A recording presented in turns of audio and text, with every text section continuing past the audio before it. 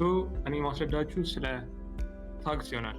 ሶ ታግስ ምንድናቸው ስንል ታጎች ለዌብሳይታችን ዋና ናቸው። ያ ማለት ምናያቸው ሄዲንጎች ፋሚ እንዳስረዳችሁ ምናያቸው ሄዲንጎች ምናያቸው ፓራግራፎች ወይም ሌሎች ትንሽ ቆይተን ምናያቸው ኮዶች ታግ ይባላሉ። ያ ታግ ማለት h1 p ሊሆን ይችላል ወይም ሌሎችም አሉ። ሶ ታጎች ኦፕኒንግ እና ክሎዚንግ ታግ አላቸው። አንደኛው ይሄ ይሆናል ቤዝ ኮድ ላይ ነው ያሉት እና አንደኛው ኦፕኒንግ ታግ አላቸው የምንላቸው እነዚህ ናቸው። ከዛ ደግሞ ክሎዚንግ ታግም አላቸው። ሶ እነዚህ ክሎዚንግ ታግ የሚጠቅሙን አንደኛ ኮዳችን ምኑ ጋር እንደሚጨርስ ለማወቅ ይሆናል።